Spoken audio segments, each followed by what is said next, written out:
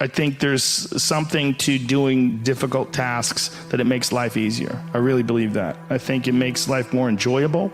I think it makes the bright colors brighter, and it makes the dull colors, even the bad moments.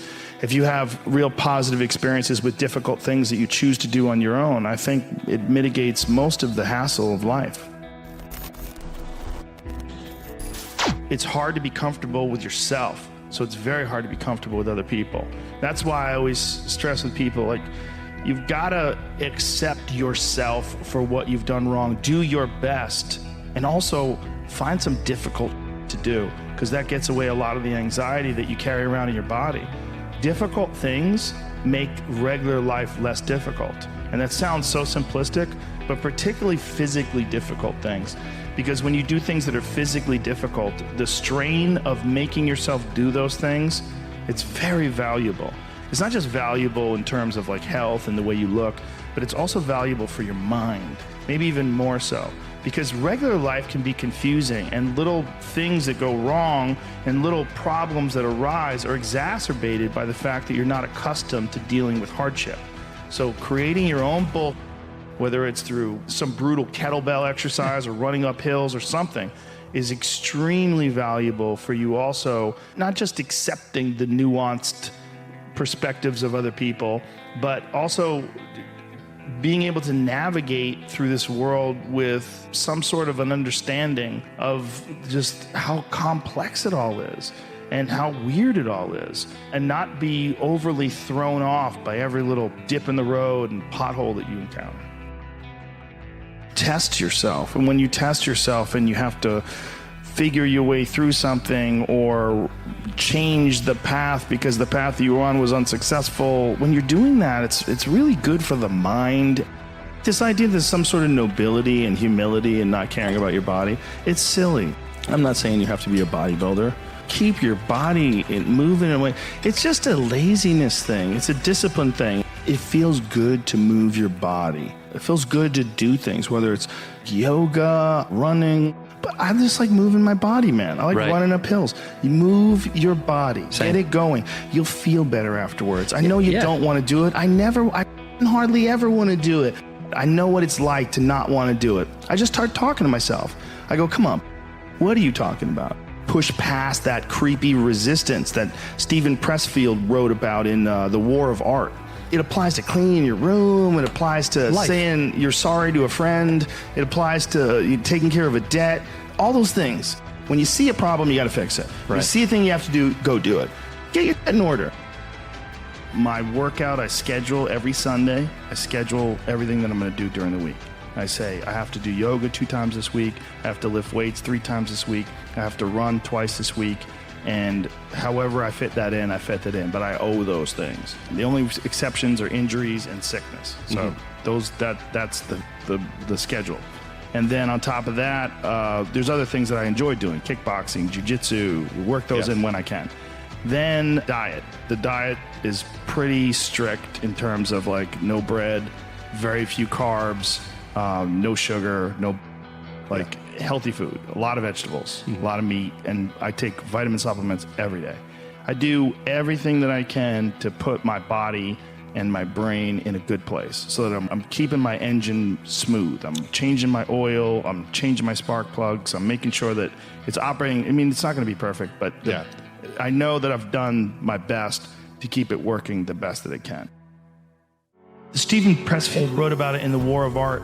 He talks about this thing that we all have. It's this voice in your head that wants you to do nothing.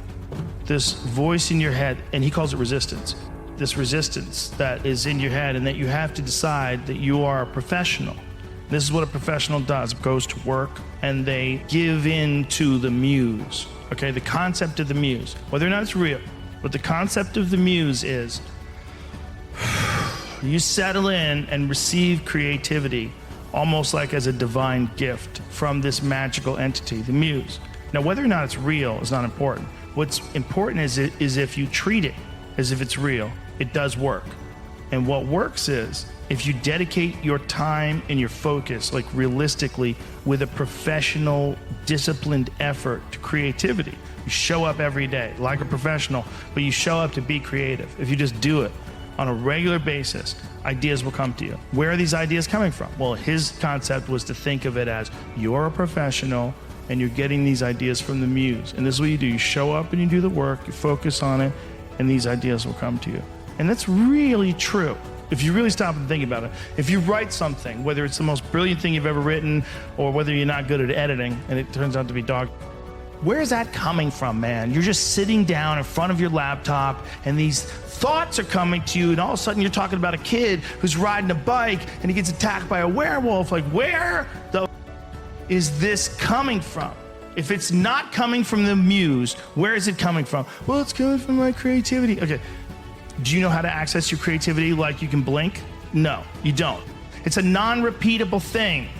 Treat it like it's magic, but treat it like you're a professional and you show up to engage with the magic. So every day at the same time, you sit down in front of your keyboard and you start working and just put in the work and force yourself to do it. Force it like a muscle, like the same muscle that you develop when you go running every day. And then you get to the point where like 7 days in, you start feeling good running. Right. So you start to feel like you're good at it. You start feeling like you're getting better because you're putting in the time. Most men live lives of quiet desperation. It's true. And I've been that guy. You're just in this world where you just can't wait to just run away. You have an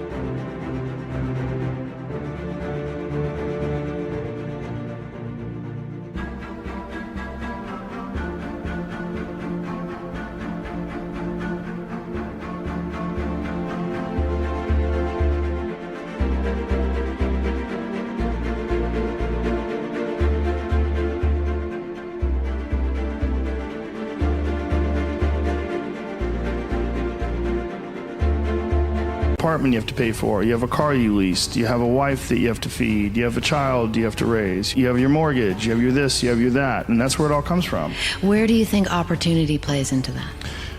Well, the opportunity takes place usually when you're young and you don't have any responsibility. That's when you have your options. That's the only way you ever get where you want to go. You have to take a path that's dangerous, and most people want to take the safe path. The safe path leaves you stuck in quiet desperation. Well, your options are severely limited the more you gather responsibilities. The way you can change is you have to put aside enough money to give yourself a window. And then you have to have a plan. And you have to spend all your waking hours outside of whatever job you do planning your escape. And you have to come to the realization very clearly that you f***ed up and you got yourself stuck. So whatever you're doing, you have to do it like your life depends on it.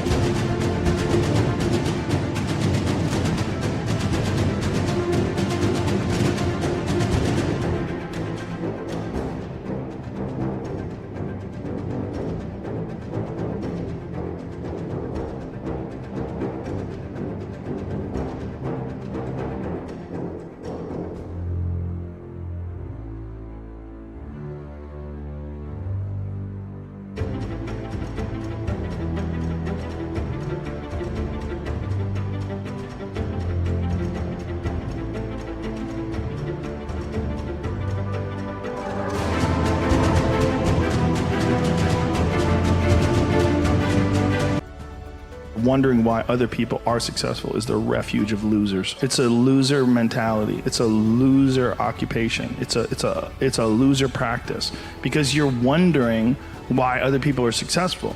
Who gives a f You can say you think it sucks, but to spend time wondering why someone is successful, it doesn't do any good. Your mind, you have a certain amount of bandwidth.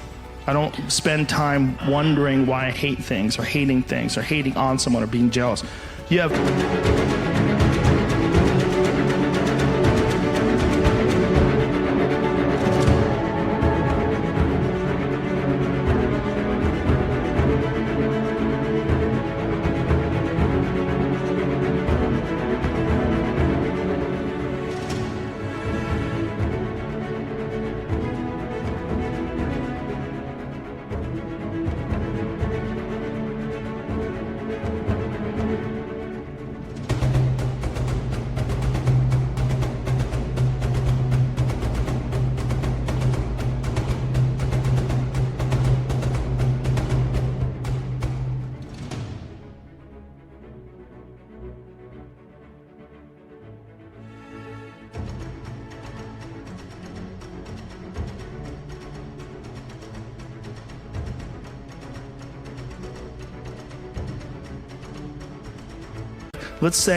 Let's call it units. You have 100 units of bandwidth in your mind. So that means there's 100 units that you can spend on things you care about, or you could let your mind be occupied by some stupid Twitter feud that you're in with some idiot that you don't even know, and you could spend 30% of your mind bandwidth on this, and then you only have 70% for the things you love. And then maybe you're involved in some relationship and you're arguing back and forth with them. Well, there's another 30% that's gone. Now you have 40% left. You have 40% for the things you love instead of 100%. Only concentrate on the things you care about that mean something to you. My concentrating on people that suck or being jealous about people that are doing well does me zero good. But instead, if someone does well, I can be inspired and I can get fired up by it. Through time and effort, you build a stronger human. We need each other. We have this sort of very strange, loose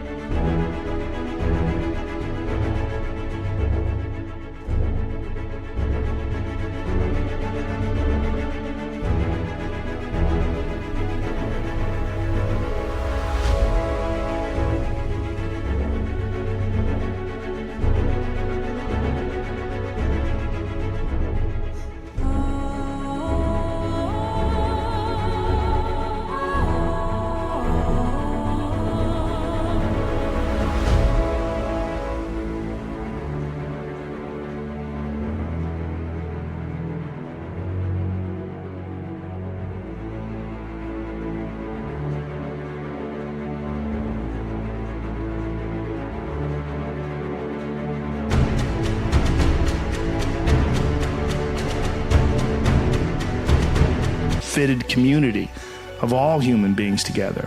Sometimes you don't find someone for a long time, and then when you do, it changes your whole life.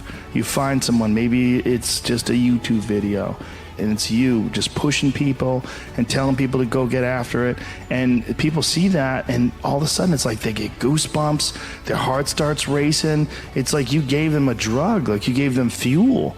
And then they want to change their life. Then they want to watch you tomorrow. Then they want to watch you when they're at lunch break. They want to watch you, they're taking. You literally can change a person's life through that.